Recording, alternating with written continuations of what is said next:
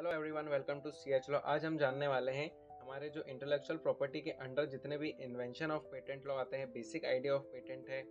Third है हमारे पास when was the first patent was created, role of England का क्या रहा है पेटेंट लॉ के अंदर। आज हम ये सब जानने वाले हैं। तो सबसे पहला टॉपिक हमारे पास आता है कि इन्वेंशन ऑफ पेटेंट क्या होता है। तो हम यहाँ पे देखते हैं patent law was invented to protect inventors by granting exclusive right over a new invention. मतलब ये जो पेटेंट लॉ बनाया गया है वो काहे के लिए बनाया गया है कि जो इन्वेंटर्स हैं किसी प्रकार का एक्सक्लूसिव राइट जो है वो किसी और को ना जा पाए, एक काहे के लिए, लिमिटेड पीरियड तक के लिए।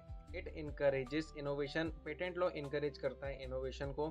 प्रमोट टेक्नोलॉजिकल प्रोसेस, किसी प्रकार की जो टेक्नोलॉजिकल जो प्रोसेस है उसको प्रमोट करते हैं, क्योंकि नए पेटेंट बनेंगे वो जितने वायरल होंगे तो उससे क्या है, टेक्नोलॉजिकल जो प्रोसेस होगी वो क्या होगी, प्रमोट होगी।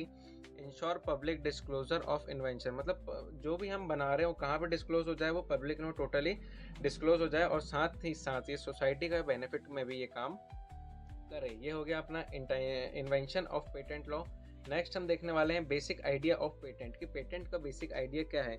तो ये the basic idea of patent isn't given a inventor exclusive right, a legal right over a new invention। इसका मतलब ये होता है कि जो आदमी मतलब मान के चलिए कुछ नया या यूजफुल या कुछ अलग बनाए यूज कुछ टाइम के लिए, उसका जो एक्सक्लूसिव राइट जो मिलना चाहिए, इससे इन्वेंटर को मोटिवेशन मिले और सोसाइटी को क्या मिले, एक नई प्रकार की यहाँ क्या मिले, टेक्नोलॉजी यहाँ पर मिले। नेक्स्ट हम देखते हैं यहाँ पे where was the first patent was created. सबसे पहला पेटेंट कहाँ पर क्रिएटेड किया गया था। तो republic of Venice it let in 1474 में यहाँ पे फर्स्ट पेटेंट यहाँ पे क्रिएटेड किया गया था। ये यहाँ पे जो ईयर यहाँ पे दिया है ये बहुत ही ज़्यादा इम्पोर्टेंट रहने वाला है।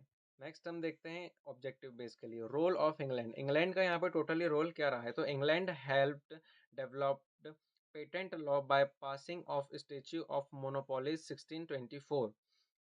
This law allowed patents only for new invention and stopped unfair monopolies. It became the base of modern patent law। इसका मतलब ये होगी इंग्लैंड में जो किंग राज जो वहाँ पे चलता था वहाँ पे मोनोपोली गलत तरीके से देते थे। इसे सुधारने के लिए स्टैच्यू ऑफ मोनोपोली 1624 बनाया गया इस लॉ ने। इसका काम ये था कि गलत मोनोपोली रोकना, सिर्फ न्यू इन्वेंशन को पेटेंट देने का रूल इस लॉ के अंडर यहाँ पे रोल ऑफ इंग्लैंड में यहाँ पर बनाया गया। नेक्स्ट हम देखते हैं। सो ओके देन, आज का जो हमारे छोटा सा लेक्चर था इंटेलेक्चुअल प्रॉपर्टी के पेटेंट से रिलेटेड और इन्वेंशन से रिलेटेड वो यहीं तक था। अगर आप किसी भी लॉ से रिलेटेड टॉपिक पर अगर आप वीडियो चाहते तो मुझे कमेंट पर ज़रूर बताना।